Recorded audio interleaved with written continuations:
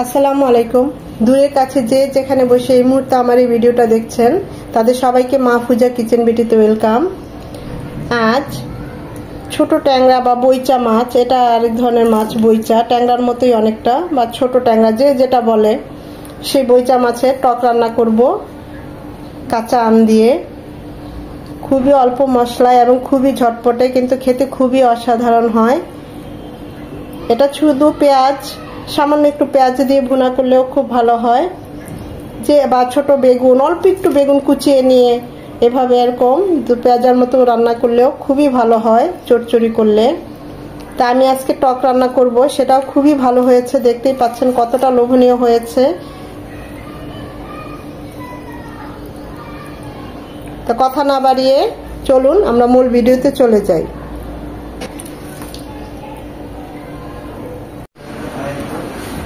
বজুরি মাছের টক রান্না করব। এটাকে তো আমরা বজুরি বলি বা ছোট ট্যাংরা, যে যেটা বলে। এখন কে কি বলে জানি না। এই মাছগুলো খেতে খুবই সুস্বাদু হয়। নদীর পানির মাছ, খুবই সুস্বাদু। খুব ভালোভাবে ধুয়ে নিয়েছি, আর একদম ছোটগুলো মাথা ফেলে দিয়েছি,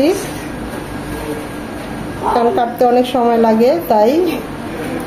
তো যাই হোক, এখানে এখন দিয়ে দিচ্ছি সামান্য লবণ, সামান্য একটু হলুদ গুঁড়ো,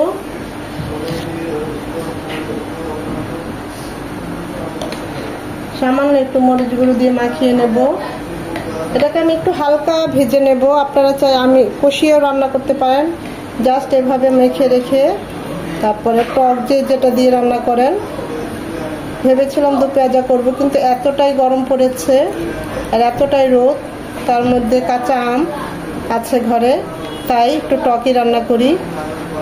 এটাকে হালকা একটু তেলে 1 মিনিট ভেজে নেব। প্যানে দিয়ে দিচ্ছি সর্ষের তেল 2 চামচের মতো। এখানে খুব সামান্য পেঁয়াজ কুচি যাবে, 1 চামচ পেঁয়াজ কুচি। পেঁয়াজটা নরম হবে। পেঁয়াজটা নরম হয়ে এসেছে, দিয়ে দিব 1 চামচ আদা রসুনের পেস্ট। এখানে 1/2 চামচ আদা, 1/2 চামচ রসুন। এটাকে 1 মিনিট ভেজে নেব, যেন আদার ঝাঁঝালো গন্ধটা চলে যায়। আদা রসুনটাকে 1 মিনিট ভেজে নেওয়ার পর দিয়ে দিব 1/2 চামচ মরিচ গুঁড়ো, 1/2 চামচ হলুদ গুঁড়ো, 1/2 চামচ ভাজা জিরে গুঁড়ো। মশলাগুলো যেন পুড়ে না যায়, একটু পানি দিয়ে কষিয়ে নেব। মশলাটা কষানো হয়ে গিয়েছে, তেলটা উপরে উঠে এসেছে। একটা আম এরকম চিকন চিকন করে খালি করে নিয়েছি। আমটা একটু কষিয়ে নেব, একদম গালিয়ে নেব না। যে যেমন টক খেতে পছন্দ করেন, চাইলে আমের পিস কয়েকটা উঠিয়ে রাখতে পারেন। আমি একটু কাঁচা কাঁচাই রাখবো, যেন হালকা টক হয়, ওই রকম টকটা করব। এটা 2-3 মিনিট কষিয়ে নেব। যে যেমন ঝোল রাখতে পছন্দ করেন ওই অনুযায়ী পানিটা দিবেন। আমি এখানে 1 কাপ পানি দিলাম, ফুটানো পানি। পানিটা ফুটে আসা পর্যন্ত অপেক্ষা করব।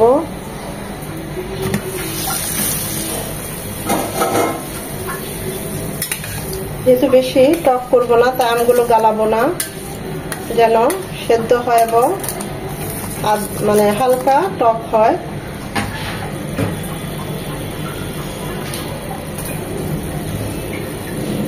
বজুরি মাছগুলো ভেজে নিয়েছি, এখন দিয়ে দেব। এগুলো হতে বেশি সময় লাগবে না, একদম ছোট মাছ, তার মধ্যে হালকা করে ভেজে নিয়েছি। এটা এমনি একটা পেঁয়াজ কুচি দিয়ে আর একটা টমেটো দিয়ে মাখো মাখো করে রান্না করলেও খুব ভালো হয়। এই মাছগুলো দিয়ে দেব স্বাদ মতো লবণ, 4-5টা কাঁচা পাকা মরিচ মাঝখানে কেটে দিয়েছি, ঝালটা বের হবে। তা রান্না হবে মিনিমাম 10 মিনিট।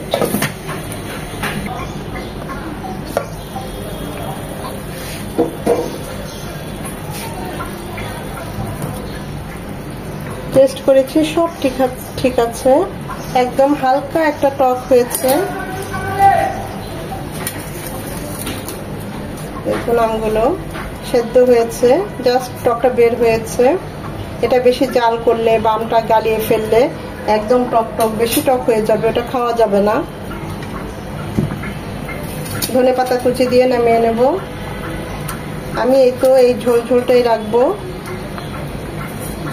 আপনারা চাইলে আরেকটু মাখো মাখো করে নিতে পারেন।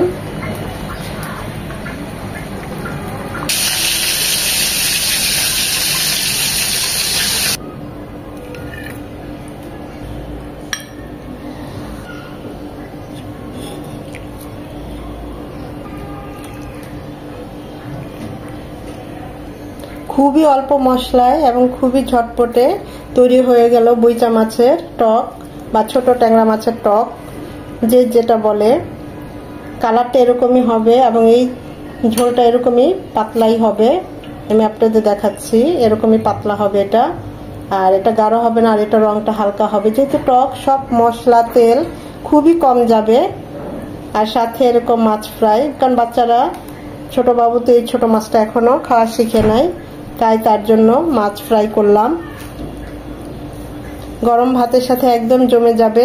দেখতেই পাচ্ছেন কতটা লোভনীয় হয়েছে। আশা করি ভিডিওটা আপনাদের ভালো লেগেছে, আর যদি ভালো লেগে থাকে অবশ্যই একটা লাইক দিবেন, আর এভাবে ট্রাই করবেন। আশা করি নিরাশ হবেন না, খুবই ভালো লাগবে খেতে।